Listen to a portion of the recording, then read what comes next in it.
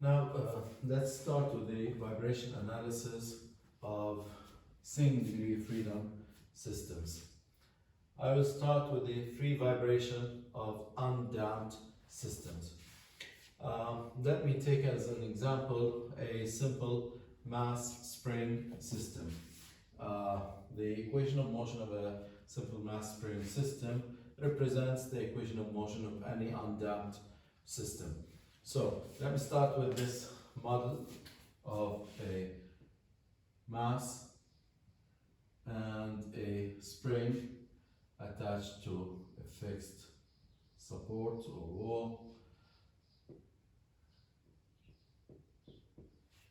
The motion is x, the mass is m, k, stiffness of the spring, and it's rolling without friction on horizontal surface.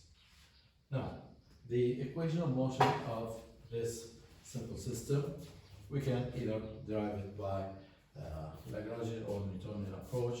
In this case, it's much easier using the Newtonian approach because it's a single directional motion. Here's m, here's the force of the spring, k times x, and that's the only force we have. So the sum of forces in the x direction is ma. Sum of forces in x equals m, and the acceleration is x double dot, so negative kx equals mx double dot, which means that mx double dot plus kx equals 0, and this is the equation of motion of a mass spring system. Now, the response of this system can be obtained by solving this linear differential equation. I'm looking for x of t. That's the response of the system. X as a function of time. How it behaves as a function of time in free vibration. Free vibration, that means there are no external forces applied on the system. It vibrates on its own under its own stiffness and inertia. So, let's see. We will assume a solution as in calculus. X equals some amplitude A times e to the power of lambda t, and substitute into the equation of motion. I'll end up with the second derivative of x is lambda squared times m e to power lambda t, of course multiplied by a, plus k, and x is a e to lambda t equals 0, and I can cross out a and the exponential function, and I will end up with m lambda squared plus k equals 0, and solving for lambda equals the square root of negative k over m, or this is a negative square root, so it will be a complex solution, plus minus square root of k over m times I. This is an imaginary term, and since it's an imaginary term, the response, if I substitute on the exponential here, the response will be either sine or cosine. Just recall that the complex form of the sine function, sine theta, is 1 over 2j, or in our case I, using I, the complex index, e to power I theta minus e to power negative I theta, and the cosine of theta is 1 over 2 e to I theta plus e to negative I theta.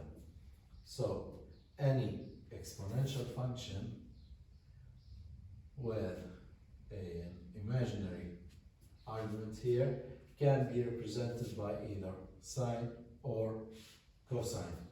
So in my case here, x for the lambda that we obtained is a to the power of plus minus square root of k over m I times t.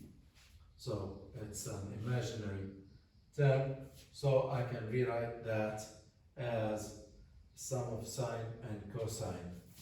I can write this as, let me call it a cosine square root of k over m t plus b sine square root of k over m t. This is the response x of t.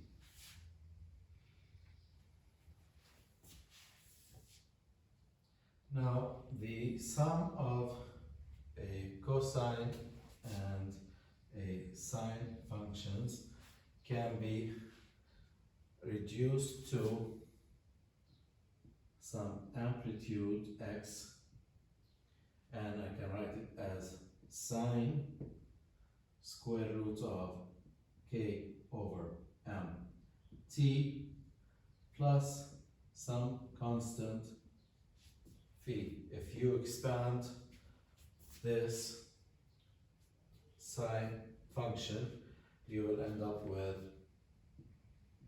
x.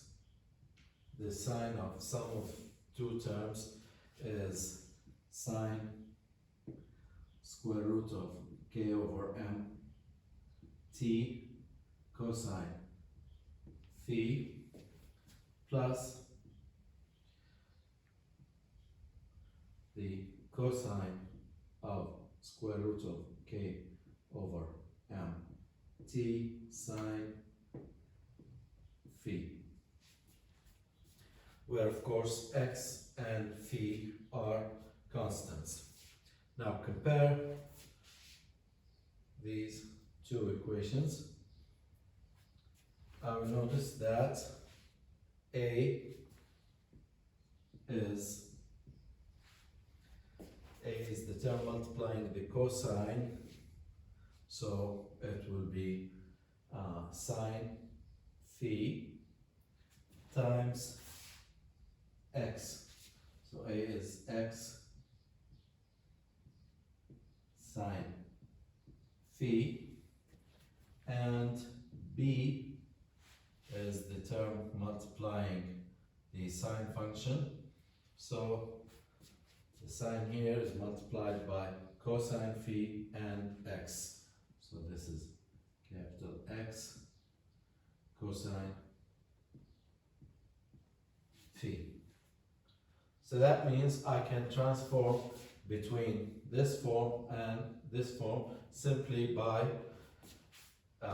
saying that if I square and add A and B, okay, I will get the following.